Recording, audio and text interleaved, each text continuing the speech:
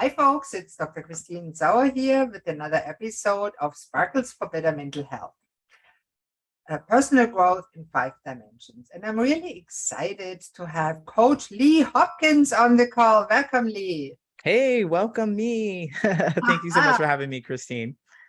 Lee, I heard from you that you are a transgender man who Mm, helps people create lasting friendships.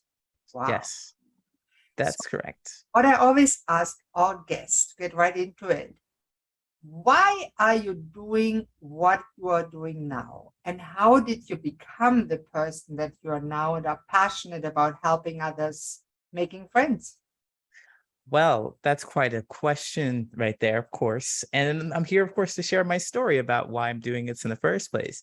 I believe that I'm doing this because I wanted to help the person I was 10, 15, 20 years ago. And the person who didn't have any friends, the person who wasn't able to make connections with people, the person who was resentful because they believed the world was just against them and that everybody else had friends, but I didn't. And that I couldn't figure out what was happening. I thought it was just me. And I thought I was doomed not to have friends ever. And so on my journey, I discovered that that is not true. And I want to help people who feel that same way, that feel like they're not able to connect with people, that they don't know why they're not having friends or they're not able to make friends. I want to help them understand that it's not the world that's against them, that they should feel empowered to sparkle, essentially, live your truth. And that's how you'll make the friendships that you're looking for. So, what would you say are steps to get friends, make friends? Oh, well, the biggest step, like the overarching thing about making friendships. And I know friendship coaches say things like, go to different places and just talk to people, just show up, just be there and just hang out. No, that doesn't work. That doesn't work because you're visible. You're visible. People see you. People might say hi to you. You go there 3, 4, 5, 10 weeks. People will know your name. People will start saying hi to you, but they won't really know you. So you have to be vulnerable. That's the key to making friendships is being vulnerable. That means opening up and sharing something important to you. And what I've discovered is that I didn't know anything about me. I didn't know anything about me. And that was the problem with making friends and connecting with people. Like, sure, I want to be vulnerable, but I don't even know what that means. Like the hardest question to answer for a very long time was, what do you like to do for fun? I don't know. Whatever you want to do, whatever keeps people around me, wherever people are, I'm going to show up and be at that place. I just don't want to be alone. And that kind of attitude kept me stuck and made me feel really alone. Hmm. So, would you say that not knowing who you really are made you not able to connect with others because you Abs- just wanted to do what they were doing or please them? Absolutely, absolutely. And it was just like I was stunned because I hear this and I've heard that you can't love anyone unless you love yourself. I've heard that, but I'm like, that doesn't apply to me. That's for relationships and all kinds of other things. And I love myself. I know things that I didn't really know myself. And the reason why people say you have to be your authentic self and then you'll make friends uh, is because that is the truth. And being your authentic self essentially means that you speak about the truth of who you are. And I define the truth as in 3 pieces or 3 parts. And it's like being in the moment, being in the now. But speaking the truth of who you are is essentially being able to do 3 things. You describe the situation that you're in, whatever situation it is, describe how you feel about that situation, and then describe why you feel that way.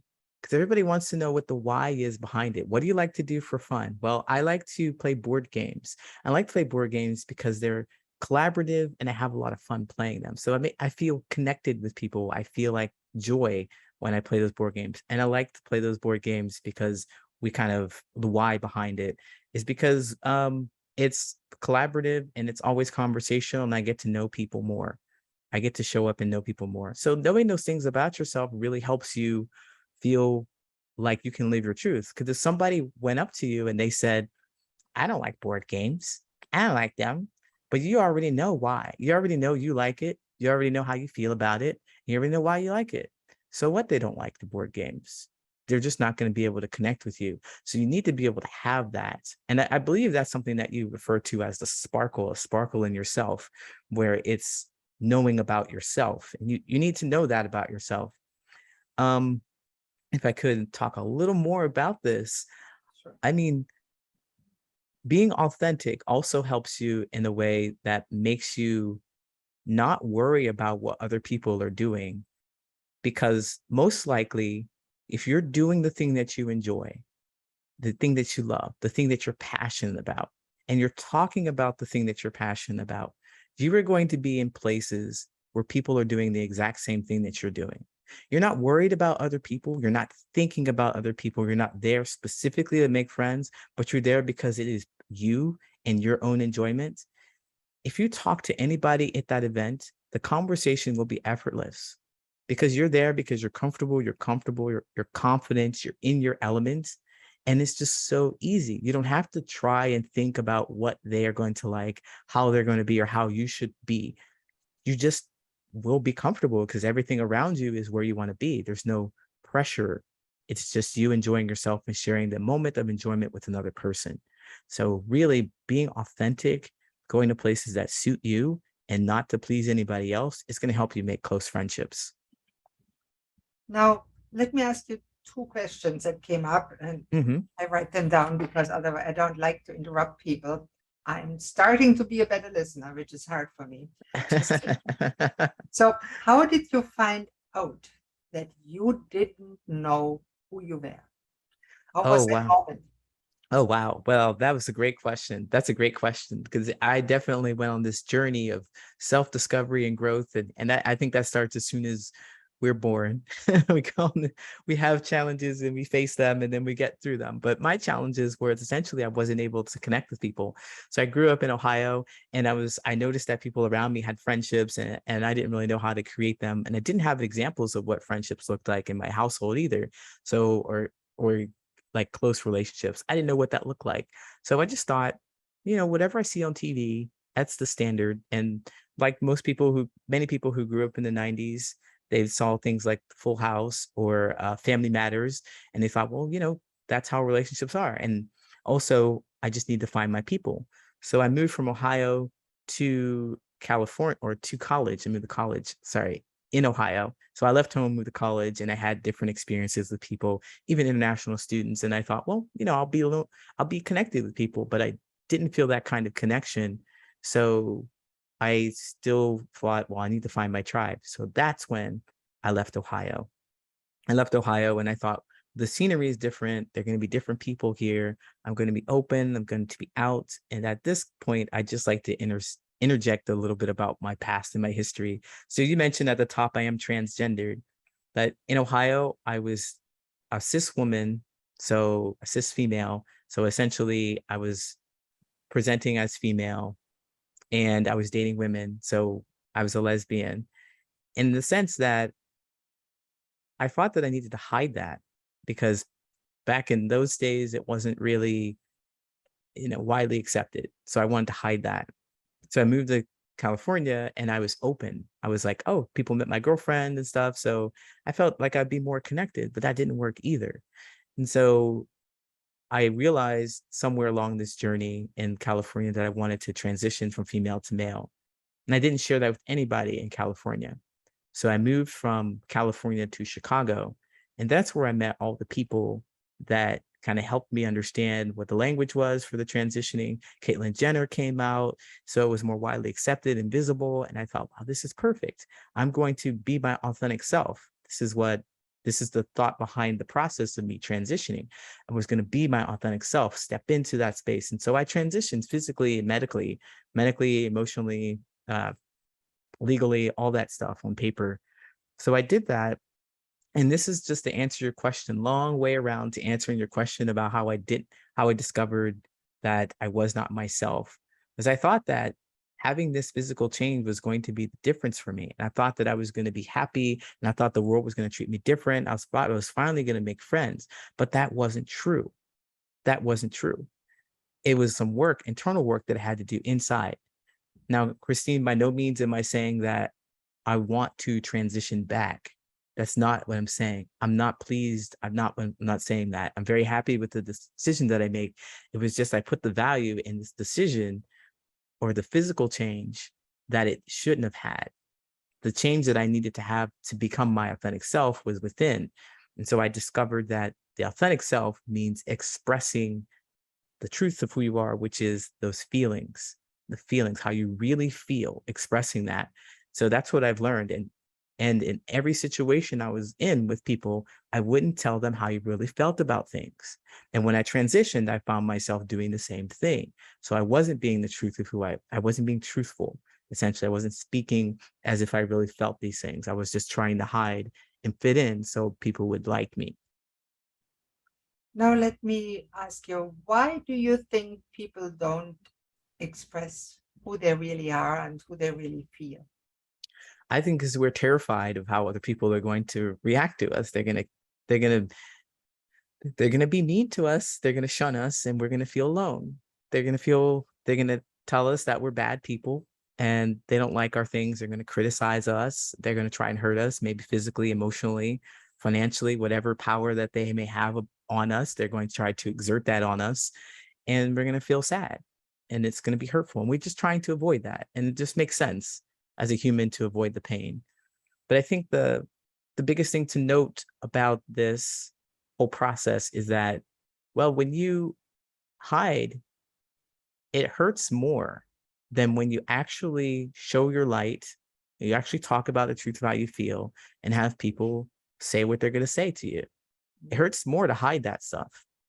The truth just has to come out anyway. And if we can't talk to people about it, we resort to going to social media, and we kind of we type our thoughts and feelings out on social media, or we'll yell at people. We'll come out unconsciously because we're holding it down.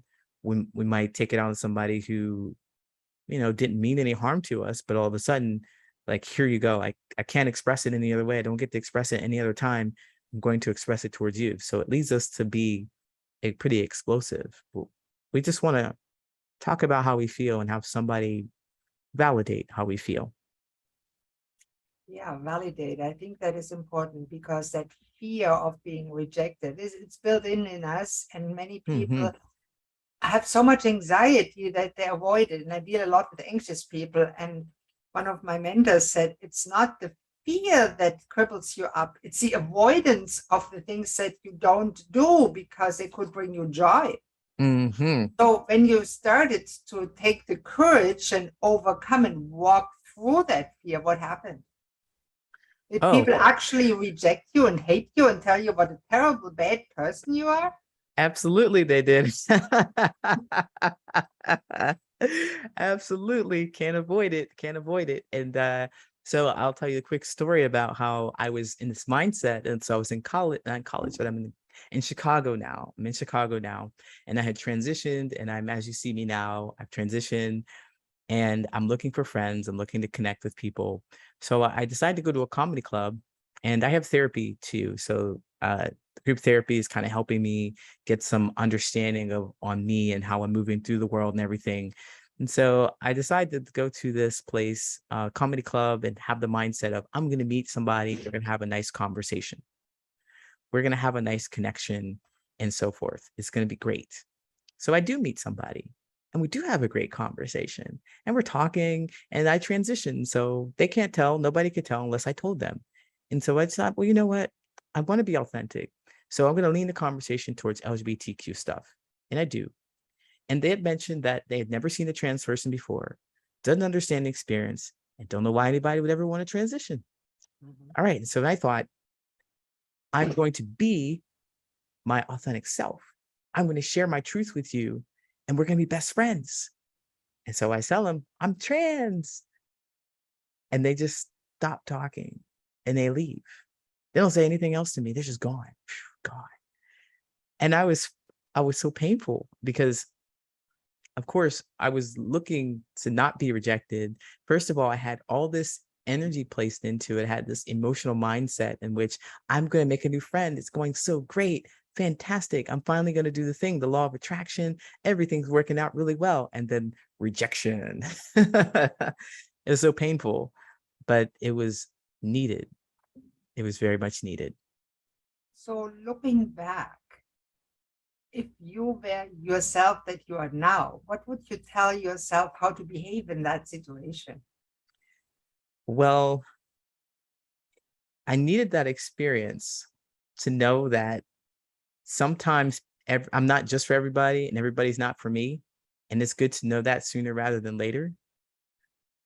But if I were to go back in time, I would tell this person, I would tell my lead, like, pay attention to what just happened. Because we had a conversation. I was talking to this guy for maybe 20, 30 minutes. We had a conversation before I revealed to them that I was trans.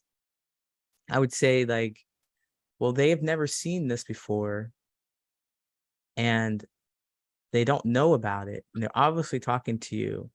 So they don't know that you are. Maybe consider how they might feel if you dump that information on them. It might be shocking to them. What else did they say in the conversation that could verify this? Or maybe you want to get curious about how it might impact them instead of just revealing it. Maybe ask them, how do you feel about that? If you met one, how would you react or something like that? Or maybe change the subject altogether. But I recognize, reflecting on the question that you just asked me, that person has given me many signals that they would react and respond that way. I just wasn't paying attention. I was so desperately looking for a friend that I wasn't paying attention. So if you're desperate, you failed. And that's in all areas of life the case. But I love Mhm. what you said about being curious, because I think that helps us a lot by building friendships. Would you agree with that? Absolutely. You need that sense of curiosity because like we were talking earlier, we want to be validated. We want people to have, they don't have to have our point of view, but at the very least understand that we have that point of view and not try to change it, not try to change us.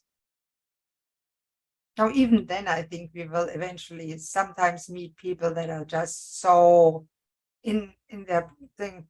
Well, I talked to you for 10 minutes. I didn't realize that you're trans, but I hate trans people. Boom. I You know, mean, you can make an argument against it. It's just nonsense, but people are sometimes like that. yeah, and Christine, honestly, I go on live on TikTok and the trolls come in, people come in and they see my profile about me being trans and they want to come and tell me that they don't like the fact that I'm trans. And I accept that. I listen to that and I definitely want to make sure that they feel heard and understood. Because I strongly believe that everybody has some truth of how they feel that wants to come out. And then the larger society will tell them, like, hey, you can't feel this way. You can't feel that way. You shouldn't do this. You shouldn't do that. Well, I don't believe there's anything wrong with acknowledging that feeling that it is and not try to hide it. We have to acknowledge it to do something about it, recognize it. Like I've had a couple of people come into my lives and they would say something like, I don't like you because you're trans. And I'm like, okay, I understand that based on everything how we were raised and blah, blah, blah. And at the end of the conversation, they felt like I understood them and I let them be themselves. I let them Never be ask such themselves. people, how come you don't like trans people? Yeah, What do they say? I do. What happened And for people that are so averse of, I mean, trans people don't hurt anybody. right, It's not exactly. like child molesters, very big difference. Right, exactly. Like it doesn't seem to compute to me. So as a trans person, I'm like, all right, ugh. But it doesn't feel good to know that. But also, I think that as I talked about the truth of who you are, which is the experience, how you feel about the experience and why, most of the time they don't know the why. They do not know why. They're just like, I don't know. They don't give me a concrete reason why. It's probably just because somebody had told them. But if I had to take a stab at it, because I'd thought about this, if I had to take if Well, I thought about this, I would think that, well, I reflect back on that situation in which that person ran away from me because I told him I was trans. But it is the fact that I exist takes away a certainty about what they thought the world was. Before they met me, there was no such thing as a transgender person. They're seeing it in the flesh, this new thing. There was only two genders, and they knew when they were walking down the street that that was a man, and that's what they look like, and that was a woman, and that's what they look like. And there were behaviors and attributes to those people that they could rely on from the beginning of time. But now here I come, defying all that, permeating their consciousness and changing that forever. I don't think they could handle that. Subconsciously, I think that's what's happening. It's That's like, an wow. interesting thing. Yeah. I mean, we are very much in all areas of life. Mm-hmm. We have that unconscious attitude shaped by culture, education, and upbringing. And that influences all areas of life, how we react to other people. Mm-hmm. So to go back to friendships, Oh, yes, we were friendships. Yes. I mean, I love talking about transgender, and I could ask a few explosive questions, but I won't go there today. Okay. Thank you. No, there's no need of it because it's about mental health, and we want to help people be able to make better friends. So if somebody asks you the question, I have that problem. Even though I may or may not be trans, but when I go under people, I start talking and they turn away from me very fast. I just can't get a conversation going. What should I do? Wow. Well, what should you do as far as making conversation with other people? Now, I'm a friendship coach in the sense that I want to help you make close connections. So this is where I come from. This is why I focus so much about knowing about me. Because you can't make a connection with another person if you don't know about yourself. So there are three things that I share with people that will help them make connections with other people, like things that you can talk about to try and connect with other people. The best things that we can connect on are the history, the hobbies, and the habits. So knowing things about your history, your identity is really going to help you connect with people.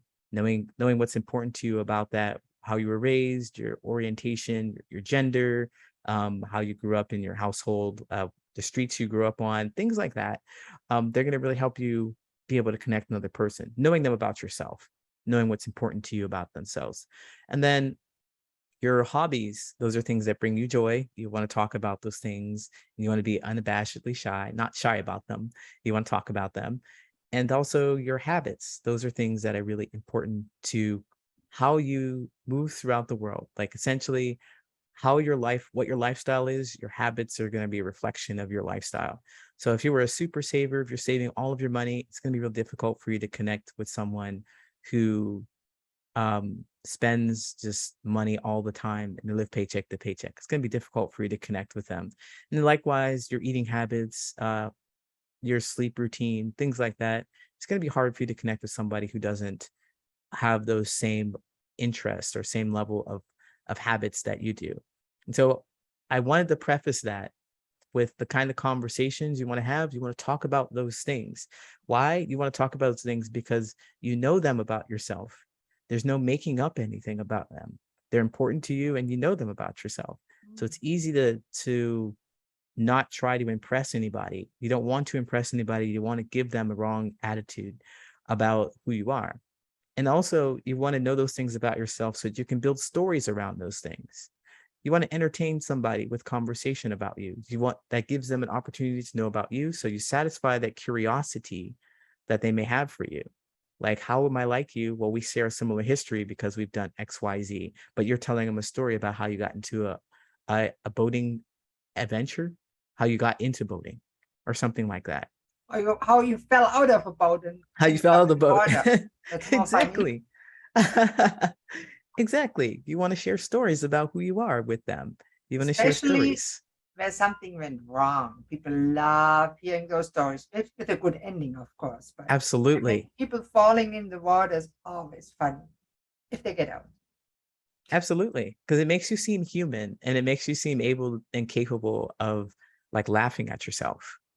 We That's like a good that point. vulnerability. We like that vulnerability. Yeah. Now, how important is it to also listen and uh, be curious about the other person?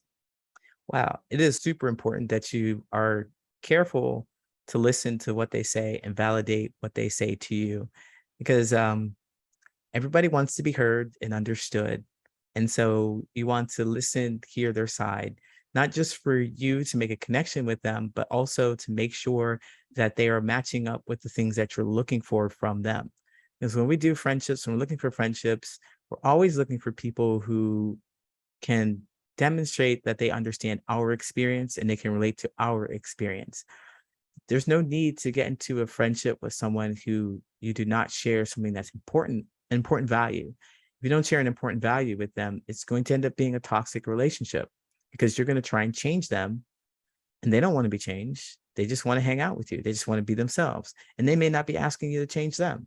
So don't do Yeah. that. Try Listen to and make sure. change somebody is futile. I tried this Yes, for 17 years with my first husband. It was futile, absolutely. absolutely. You can't change anybody. And I remember I had a partner who was a vegetarian and I was eating a lot of meat. I didn't really pay attention to that. And they wanted me to be a vegetarian. And I'm like, no, I'm not doing that. And I thought that we could get along and we could have a great relationship together.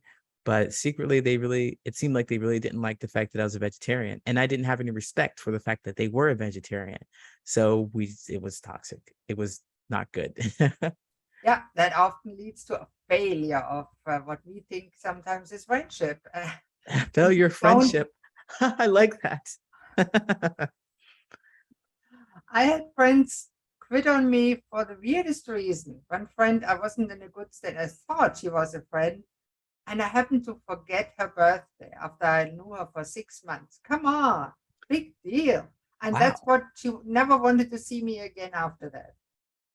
Wow. That was That interesting. It hurt me at that point yeah, because that I is wasn't aware that people think that is so important that you break up a friendship over that. So there's the weirdest people around. yeah, that is kind of strange and very intense. I mean, I have a story that I'd like to share. Like earlier this year, um, I had my birthday, and a couple of people who've known me for a few decades didn't say anything to me. And so I decided that I would ask them to say happy birthday to me. I would like remind them, hey, it's my birthday. Yeah, Say happy birthday to me. And they were like, sure, no problem. Oops, I forgot. Hey, happy birthday. And that was it. I was glad that they would. And I thought this is a moment in growth because I was able to share how I really felt about something to them instead of mope, instead of go to social media and complain like, why these friends didn't remember my birthday and stuff like that. I didn't do that. I actually talked to them. And I think that shows the growth and maturity in the friendship. And so just pointing back to the friendship with the other person, like 6 months, I think it's pretty unreasonable to feel to sometimes friends demand are that. unreasonable, and I think to realize that helps us not to get hurt too badly when something like that happens.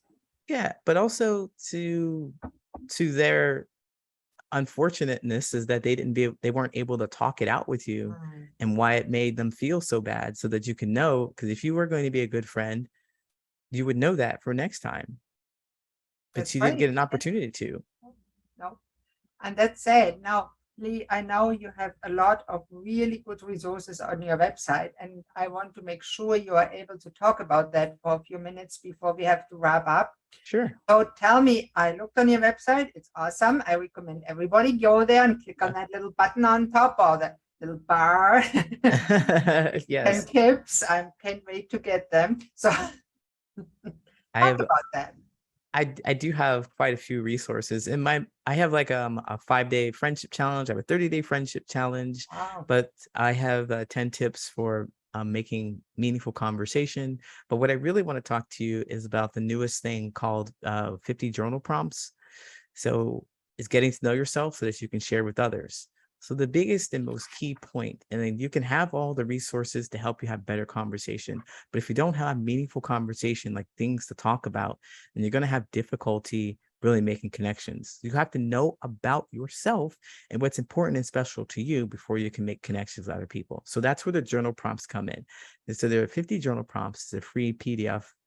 So 50 journal prompts, and it also gives you the formula to actually put those into stories that you can share with other people, because you want to have a certain story set that you can share in a way that's interesting and engaging. And it will let them know if you're a good match or not. It'll let you know, actually, if you're a good match, if they're a good match for you. That's what I'm trying to say. You're always looking for how they feel about what you share with them and if you like their response or not. It's always about you and how you feel. So I want to empower you with that. So I have 50 journal prompts. You can find that at my website, patternsofpossibility.com. And also you can follow me on all social media, Patterns of Possibility. Patternsofpossibility.com. Now, I love that title, Patterns of Possibility. Thank you. That is awesome. Lee, thank you so very much for sharing that. And I also will put it underneath the video and of course on underneath the podcast in the podcast notes. And I'm so excited to have you on, and I can't wait to go back to the website and get those journal prompts. I have to look at them. And I wish you all the best. Thank you so much. Thank you so much, Christine. I'm glad to be here. And this was another episode of Sparkles for Better Mental Health. Make sure to watch out for the next episode. Bye-bye.